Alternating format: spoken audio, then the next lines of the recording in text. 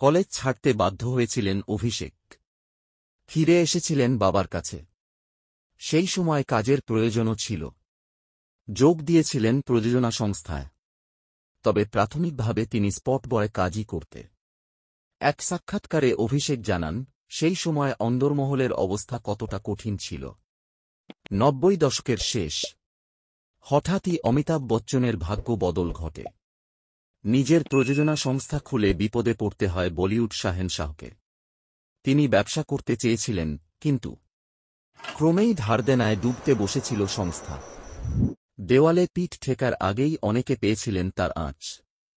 তালিকা থেকে বাদ পড়েননি শাহেনশাহ পুত্র অভিষেক বচ্চনও। মাঝপথে বিদেশের পড়া থামিয়ে ফেরত আসতে হয় অভিষেককে। কলেজ ছাড়তে বাধ্য হয়েছিলেন অভিষেক। ফিরে এসেছিলেন বাবার কাছে।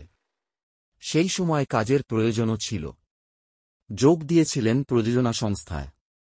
তবে প্রাথমিকভাবে তিনি স্পট বয় কাজই করতে।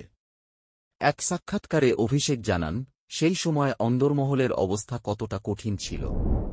তাঁর কথায়, শুরুতে আমি চা বানাতাম।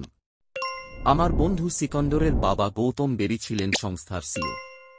তিনি হঠাৎই আমায় নির্দেশ দেন, সেটে এসো, চা বানাতে শুরু করো। আমি প্রশ্ন করেছিলাম, কেন? তিনি বলেছিলেন, চিনির ব্যবহার বেশি হচ্ছে।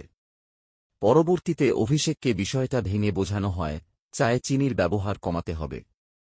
সেটে চিনির বিল প্রচুর আসছে। এমনই ছোট ছোট অনেক কাজ শিখেছিলেন তিনি। তারপর অভিষেকের সহপরিচালক হয়ে ওঠা। এখানেই শেষ নয়, বাবার সংস্থার জন্য অনেক ঝড় পোহাতে হয়েছে তাঁকে। কাজল অজয় দেবগনের এক ছবির শ্যুটের সময় বেঞ্চে শুতে হয়েছিল অভিষেককে।